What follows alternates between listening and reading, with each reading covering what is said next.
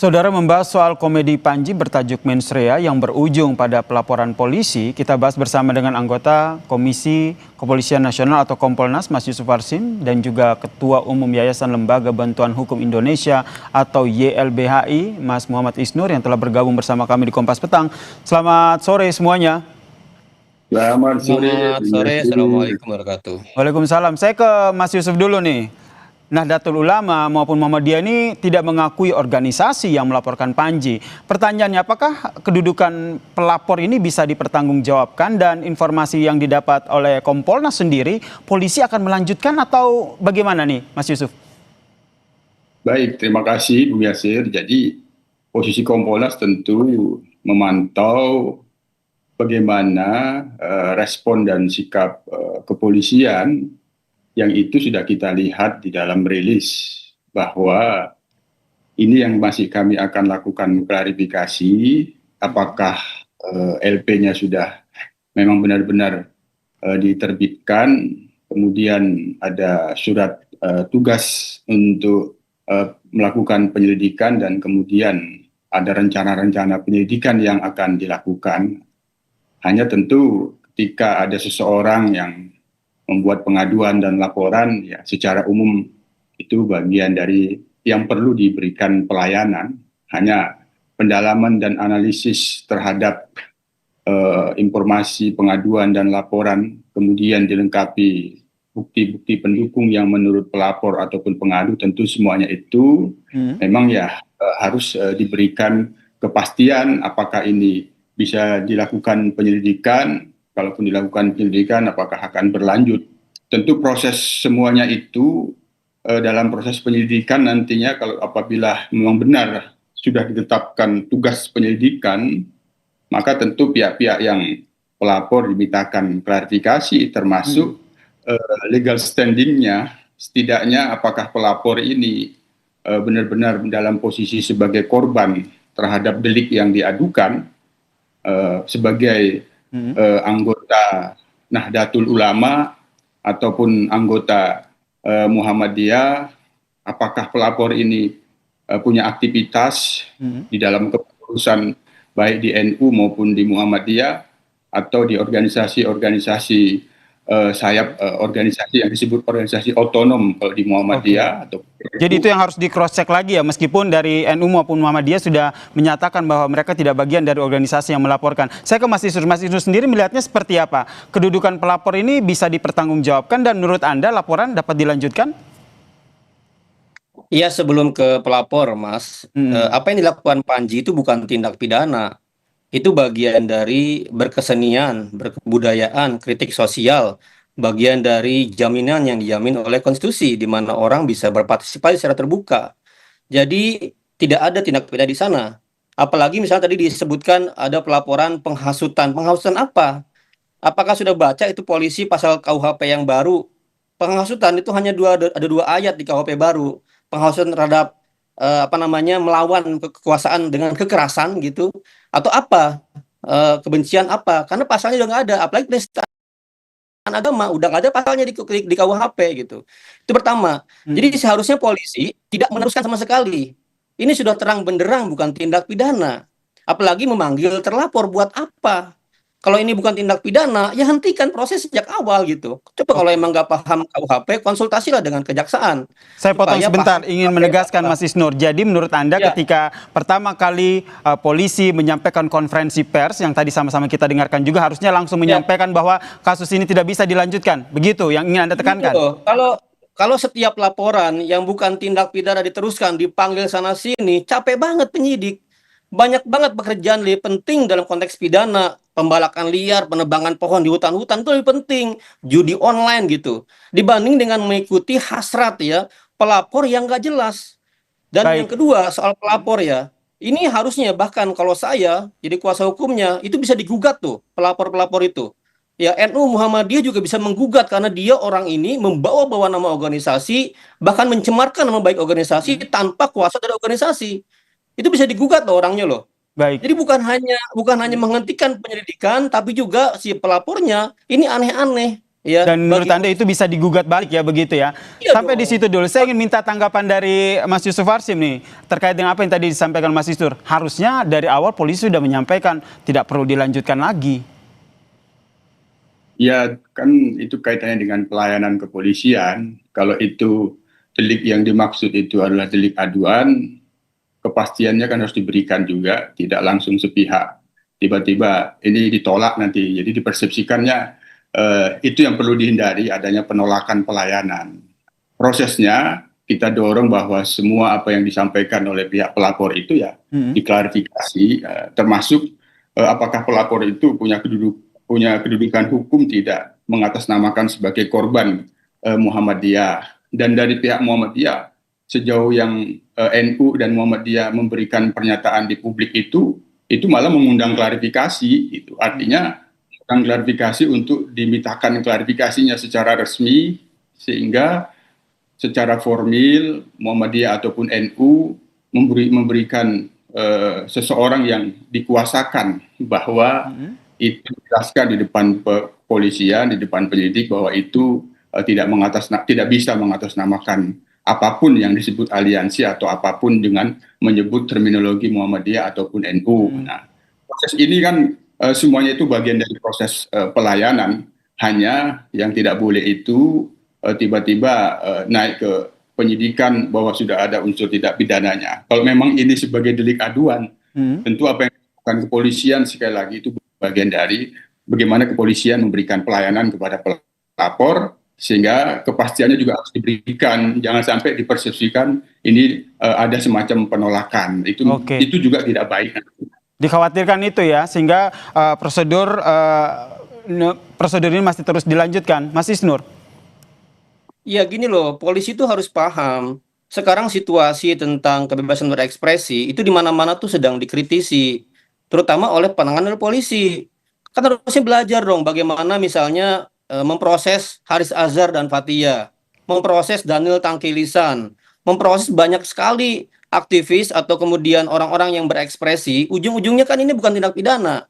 Harusnya kan belajar dari semua. Dan polisi sedang disorot sekarang, sedang didorong untuk reformasi kepolisian. Kenapa? Salah satunya adalah polisi sangat mudah mempidanakan orang-orang berekspresi. Itu yang Anda Nah, kalau polisi khawatirkan atau meneruskan, Mas Isnur, pertanyaan saya apa yang Anda khawatirkan ketika tadi Mas Yusuf Warsim bilang bahwa sebenarnya memproses dari kasus ini sebenarnya bagian dari merespon pelayanan, takut ada perspektif atau persepsi yang timbul begitu. Apa yang menjadi kekhawatiran Anda kalau ini masih diproses? Ya proses terima saja laporannya, kemudian langsung dibaca. Kalau saya sekali diskusi ini langsung tutup perkara penyelidikan. Nggak perlu dipanggil panjinya, ngapain dipanggil panjinya? Ini udah selesai, pelaporannya nggak jelas, pidananya nggak ada, apa yang disampaikan adalah sebuah kebenaran, sebuah fakta, itu sudah terang benderang. Jadi harusnya penyelidik dan yang menerima laporan itu sudah paham ini adalah movement yang bagian dari membungkam ekspresi. Jadi ketika diteruskan ini memperpanjang, ada justru kami mencurigai ini disebut dengan negligence investigation gitu. Tapi kalau secara aturan hukum itu nggak perlu sah-sah saja atau seperti apa? Biar kita mengacunya pada aturan hukum. Sebenarnya prosedur dari yang dilakukan polisi itu sudah sesuai dengan tahapan atau tidak begitu? Ya gini, ini kan polisi masih penyelidikan. Artinya dia belum menemukan atau belum menentukan ada tindak pidana. Tapi ini cukup mudah menghentikan penyelidikan. Tidak perlu dipanggil panjinya. Gitu loh. Ini cukup aja dianalisis kasusnya, dilihat acaranya masih terbuka di Netflix itu, kemudian dianalisis, diskusi dengan jaksa, langsung hentikan penyelidikan. Jangan diperpanjang, ngapain dipanggil panjinya gitu. Apalagi pelapornya nggak jelas gitu. Itu kan sudah cukup terang benderang gitu. Sudah cukup terang benderang. Baik, iya, Mas Yusuf, bisakah hal tersebut akhirnya baik? Ya, maaf saya potong nih, Mas Isnur, saya ingin ke Mas Yusuf, langsung saya konfirmasi ke Mas Yusuf Warsim sebagai Kompolnas. Bisakah hal tersebut yang tadi dijelaskan oleh Mas Isnur itu dilakukan ataupun diambil keputusannya oleh polisi? Iya, seseorang membuat pengaduan dan laporan itu kan satu sisi menjadi hak dan satu sisi lain itu kewajibannya. Itu. Jadi tentu kepolisian dalam hal ini kita memahami, menghormati itu dan memberikan pelayanan. Apabila nanti memang laporan ini, pengaduan ini tidak layak, ya itu prosedur-prosedurnya memang sudah terpenuhi. Misal, apakah pelapor ini punya kedudukan hukum tidak mengatasnamakan, berhak, punya hak sebagai korban, sebagai eksponen Muhammadiyah, yang tentu kan tinggal dibuktikan saja. Apakah pelapor ini punya keanggotaan Muhammadiyah atau NU, punya aktivitas selama ini sebelum membuat laporan sebagai warga NU ataupun warga Muhammadiyah. Ketika mereka menganggap dirinya punya hak, tentu kan punya hak membuat laporan dan pengaduan. Hanya persoalannya apakah pengaduan dan laporan itu ada unsurnya atau tidak. Saya kira proses ini tetap harus dihormati. Nah, sementara dari pihak Muhammadiyah dan NU di publik itu memberikan klarifikasi, ya perlu juga memberikan klarifikasi secara resmi juga bahwa atas nama pimpinan pusat atau atas nama pimpinan besar Muhammadiyah, siapapun yang mengatasnamakan itu hanya orang per orang atau individu-individu. Itu juga penting untuk jadi pegangan kepolisian. Balik lagi dengan pertanyaan saya tadi, Mas Yusuf. Jadi menurut Anda, polisi punya opsi nggak sih kalau seandainya seperti yang tadi disampaikan oleh Mas Isnur, langsung menyampaikan bahwa kasus ini tidak bisa dilanjutkan? Jangan dijawab dulu, kita perbincangkan usai jeda. Tetaplah bersama kami di Kompas Petang.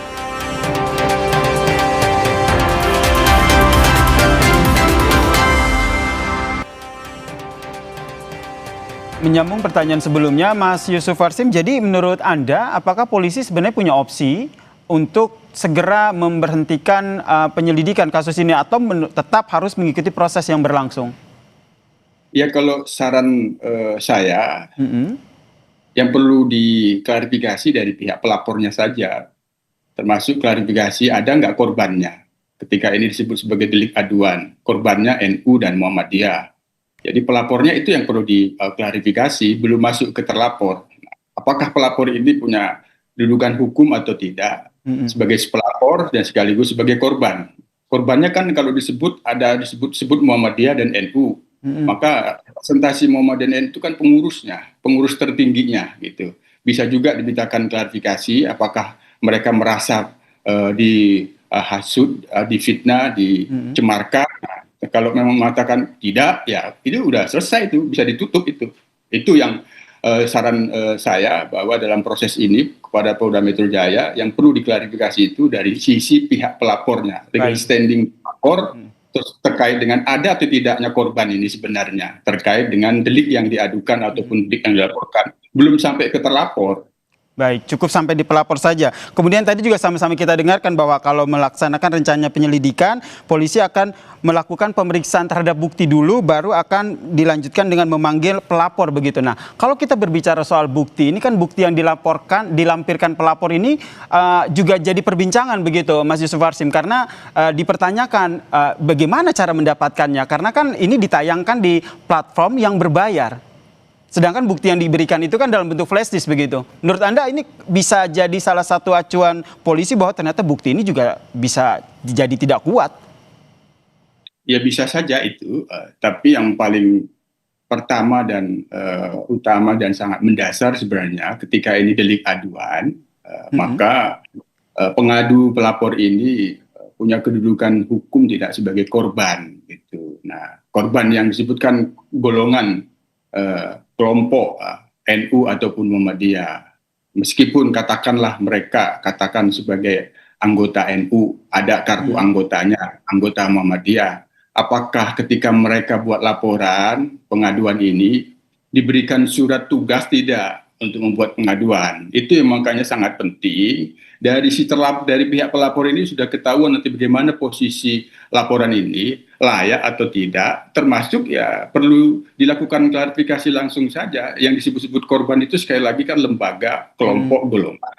Ada pimpinan tertingginya, merasa sebagai korban tidak? Oh tidak, kami tidak, ini bukan kami tugaskan, ini nggak ada. Udah, itu kasusnya sudah terlihat apakah ini bisa layak atau tidak ketika kita dudukkan bahwa ini delik aduan. Oke, mengedepankan konfirmasi sehingga ada kesamaan kedudukan ya, baik pelapor dan terlapor di mata hukum begitu. Kalau Mas Isnur sendiri melihatnya bagaimana? Tadi saya masih tergelitik dengan kekhawatiran bahwa kenapa akhirnya tidak segera dihentikan penyelidikan kasus ini. Apa yang menjadi kekhawatiran Anda?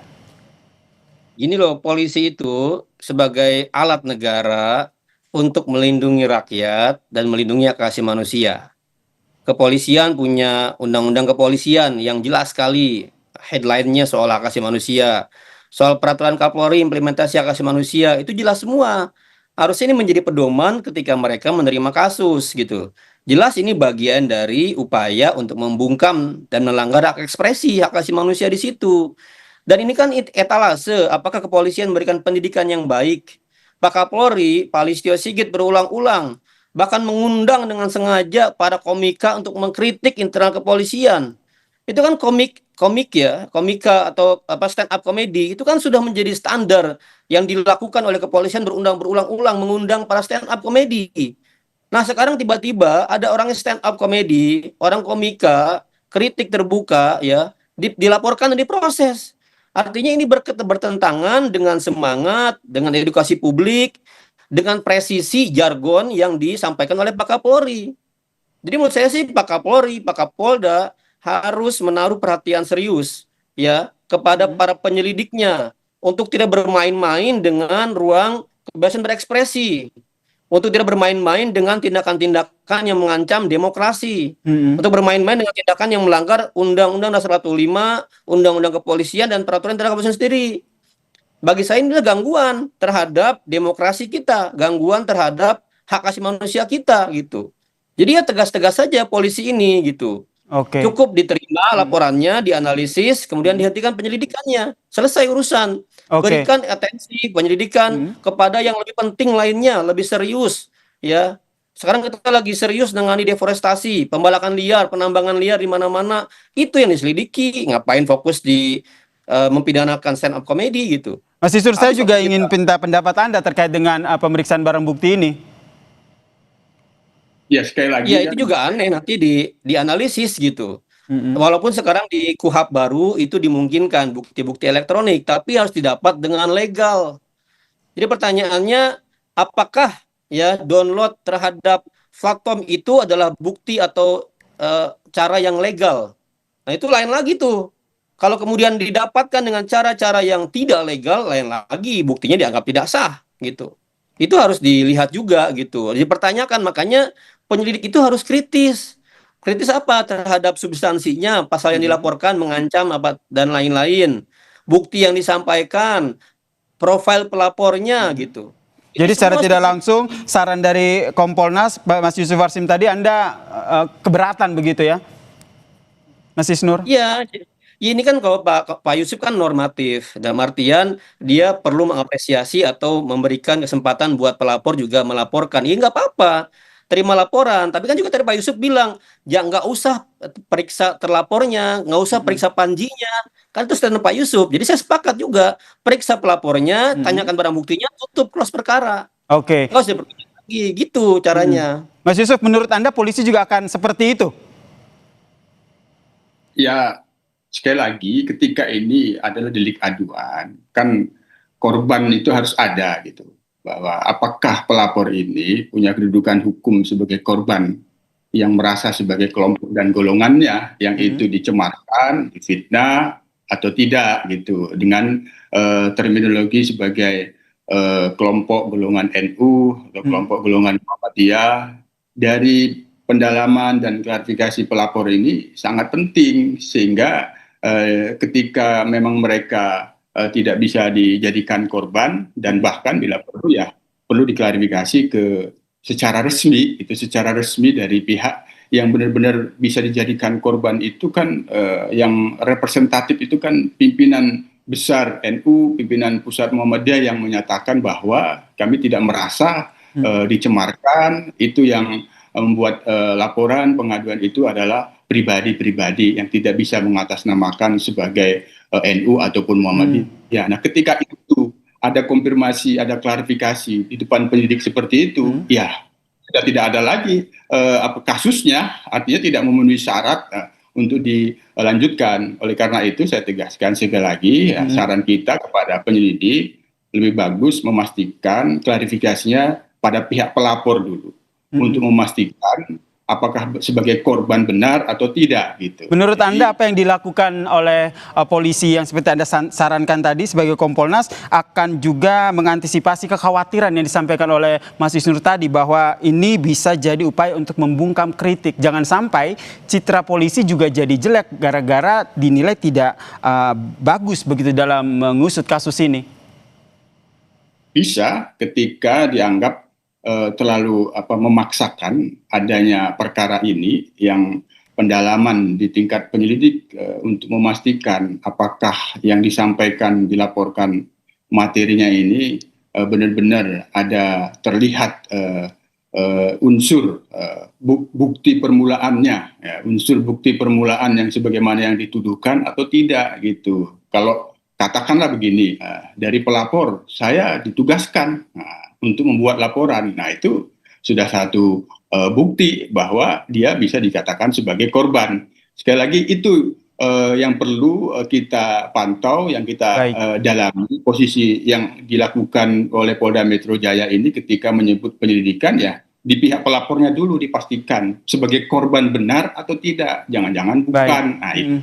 Baik, kita nantikan seperti apa langkah selanjutnya dari polisi dalam mengusut kasus ini. Terima kasih Mas Yusuf Warsin, anggota Kompolnas, dan juga Ketua Umum YLBHI, Mas Muhammad Isnur, telah bergabung bersama kami di Kompas Petang dan memberikan perspektifnya. Salam sehat semuanya.